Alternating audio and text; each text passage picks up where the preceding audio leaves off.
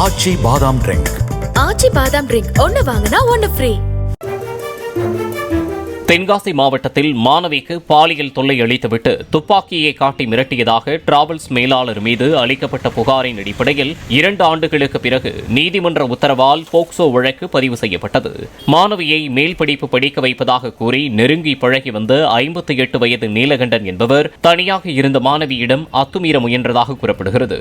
இதுகுறித்து போலீசாரிடம் புகார் அளித்தும் நடவடிக்கை எடுக்கப்படாததால் உயர்நீதிமன்ற மதுரை அமர்வில் மாணவி தரப்பில் மனு அளிக்கப்பட்டது.